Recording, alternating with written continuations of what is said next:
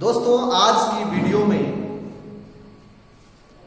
हम सॉल्यूशन से संबंधित ये S11 यानी 11वां वीडियो है, जिनमें राउटल्स के नियमों की रिमेनिंग पार्ट्स की चर्चा करेंगे। जैसा कि आप लोगों के समक्ष मैं अगले वीडियो में चर्चा किया था, जो नॉन आइडियल सॉल्यूशन यानी वास्तविक सॉल्यूशन के लिए राउटल्स के नियमों का बिहेवियर कैसा होता है, यानी वैसे वास्तविक घोल जो सभी स्थितियों में राउटल्स के नियमों का पालन नहीं करते हैं। उनके प्रत्येक कंपोनेंट किसी भी परिस्थिति में राउटल्स के नियमों का पालन नहीं करते हैं। अर्थात हम लोगों ने चर्चा किया था, जब P A greater than P0A या less than P0 and PB greater than P0B या less than P0B into XB, यानी कांस्टेंट और मोल फ्रैक्शन का गुणनफल उसके वेपर प्रेशर के बराबर नहीं था, उससे कम या ज्यादा हो। इसकी चर्चा पूर्व में हम लोगों ने किया। आइए इससे स्पष्ट होता है, जब घोल वास्तविक घोल दो प्रकार के डिविएशन को प्रदर्शित करते हैं। पहला है non ideal solution showing positive deviations, यानी धनात्मक विचलन वाले अनादर्श घोल। कुछ ऐसे घोल हैं जिनका विचलन धनात्मक हो। हम लोगों ने पूर्व के वीडियो में ऑलरेडी इसकी चर्चा की थी। जो वैसे घोल जो आदर्श घोलों से अलग अनादर्श घोलों में उनके कंपोनेंट्स राउटल्स के नियमों का पालन नहीं करते हैं।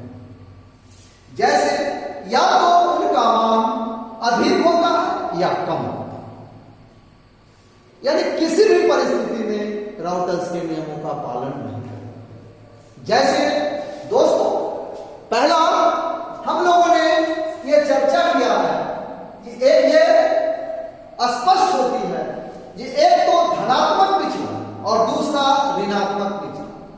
12वीं की परीक्षाओं में अक्सर यह पूछा जाता है, यह पॉजिटिव डेविएशन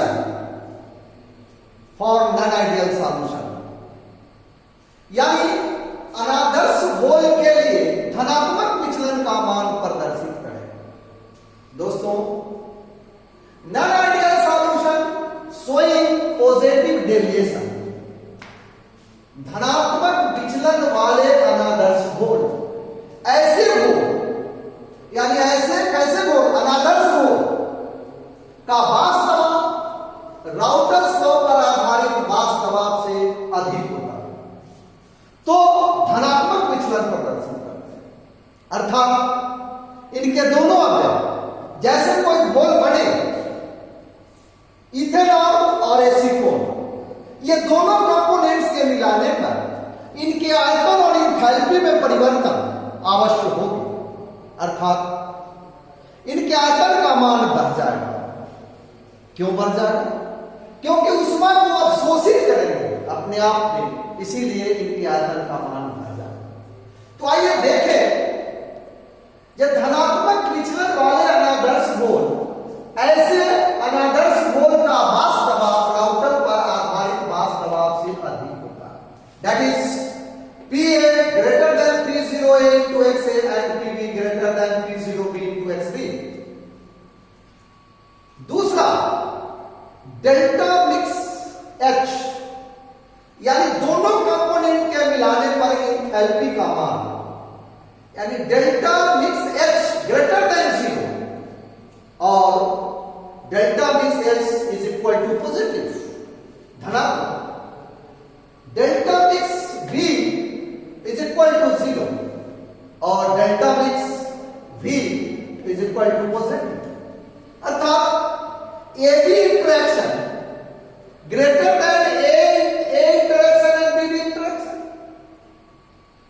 ऐसे घोल मिनिमम बॉइलिंग एजेंट्स का निर्माण करते हैं। दोस्तों, इनके एग्जाम्पल इथेनॉल और एसीटोन, एसीटोन और carbon disulphide, ethanol and water, carbon tetrachloride and chloroform, acetone and plus benzene, carbon tetrachloride plus benzene. धनात्मक विचलन का मान ग्राफ में हम इस प्रकार प्रदर्शित करते हैं। ये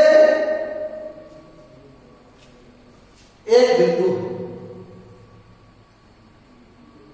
पूर्व में हम लोग इसकी चर्चा किए थे। यह इनिशियल बिंदु है जहां x का मान 1 होगा, तो xb का मान 0, because x plus xb is equal to 1। इस बिंदु पर x is equal to 1, 0 and xb is equal to 1। यहां पर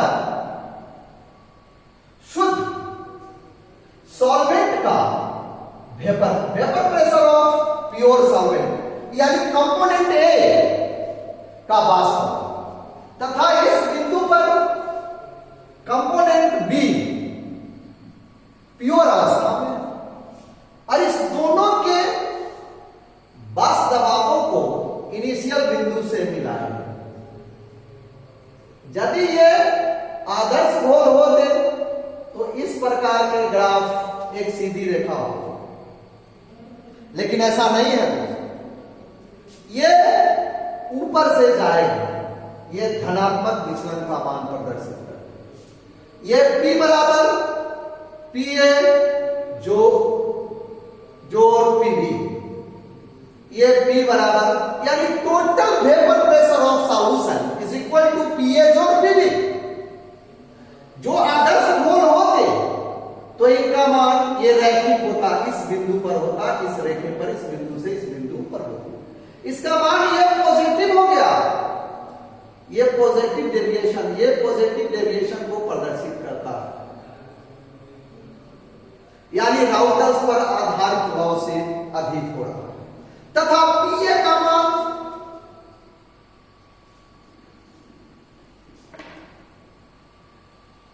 PA होना चाहिए, लेकिन PA का मान ये ऊपर की ओर जाएगा, ये हो गया PA।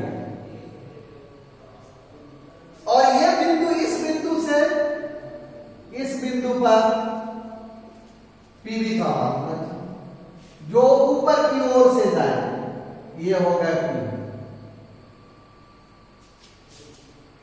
और इधर मोल फ्रैक्शन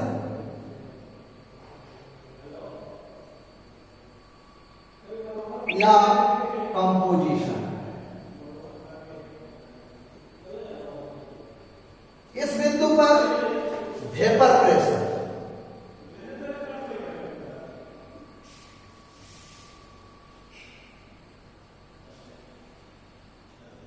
इधर की ओर वेपर प्रेशर बढ़ रहा है, इधर की ओर मोल फ्रैक्शन।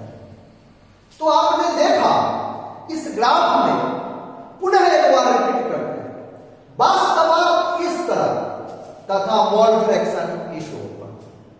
यह इनिशियल बिंदु है जहां कंपोनेंट ए यानी घोल है जिसके मोल फ्रैक्शन का मान 1 है।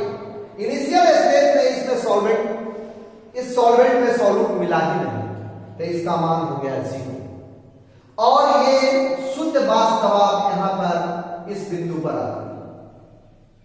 दूसरा, कंपोनेंट x का मान 0 होता है और xb का मान, इस बिंदु पर 100% ये सॉल्यूट है जो कंपोनेंट b है। इनके वेपर प्रेशर का मान P0B इनिशियल बिंदु पर यहां पर।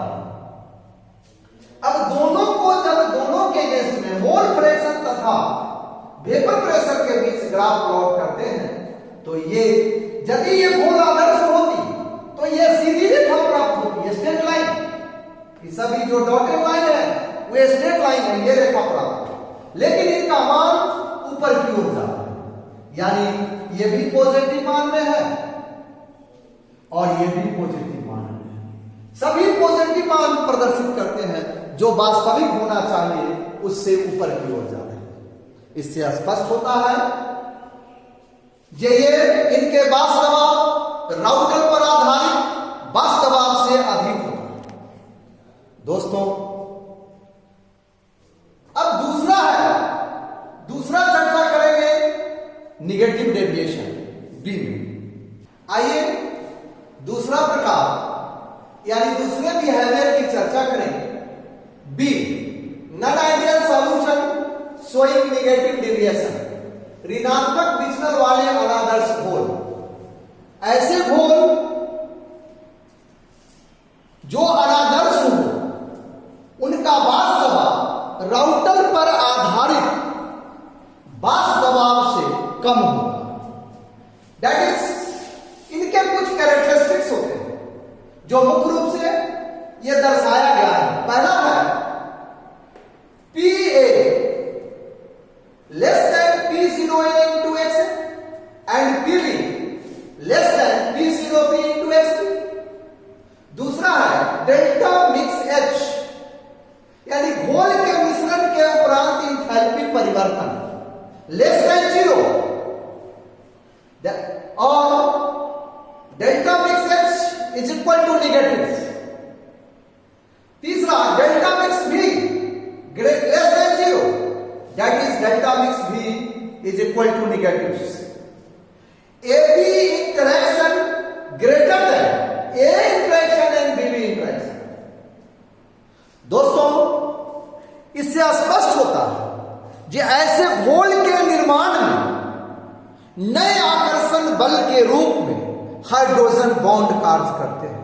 जैसा कि यहां पर देखा गया है HCl प्लस H2, तो HCl और H2O के बीच दोनों कंपोनेंट्स हैं, ये सॉल्वेंट है और ये सॉल्यूट है। इस दोनों कंपोनेंट्स के बीच जो इंटरेक्शन होगा, आकर्षण बल होंगे, वे हाइड्रोजन बॉन्ड होंगे। हाइड्रोजन बॉन्ड के कारण इनके दोनों अणु आपस में इतने सन्निकट आते हैं जिसके कारण इनके आयतन में कमी हो जाती है और ऊष्मा निर्गत होती है। जितनी मात्रा में ऊष्मा निर्गत होगी उतना ही आयतन में कमी होगी। इसीलिए ये मैक्सिमम बॉइलिंग एजोट्रोप्स का निर्माण करते हैं। आइए दोस्तों इसका एग्जाम्पल्स देखें। Acetic acid plus pyridine, chloroform benzene, HCl plus H2, HNO3 H2O, chloroform जो डाइमिथाइल ईथर। ऐसा कह सकते हैं जे इस तरह के घोल के निर्माण में इंथैल्पी परिवर्तन और आयतन परिवर्तन का मान सदैव परिवर्तित होता है। इनका मान ऋणात्मक होता है।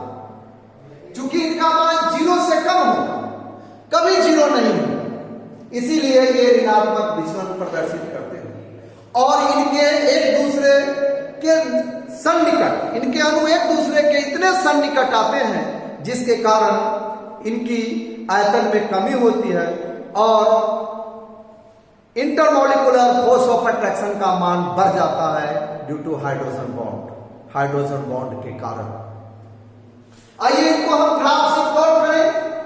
पुनः उसी प्रकार से यह बिंदु लेंगे और इस बिंदु से एक लाइन खींच देंगे। ये एक लाइन है और दूसरी ये बिंदु है। आप जानते हैं इस बिंदु से इस बिंदु पर शुद्ध घोलक है, यानी Xa is equal to 1 and Xb is equal to 0। यहां पर Xa is equal to 0 and Xb is equal to 1। ये दोनों बिंदु हैं। यहां पर शुद्ध अवस्था में इनके वाष्प दबाव P0A एंड इनके वाष्प दबाव P0B। इधर मोल फ्रैक्शन बढ़ता है और इधर वेपर प्रेशर वीपी ऊपर की ओर जाता है। ये आदर्श मोल होते तो इस प्रकार के ग्राफ का विचलन होगा, एक स्ट्रेट लाइन सीधी रेखा हो, और इस तरह के ग्राफ इस तरह के रेखाओं को प्रदर्शित करते।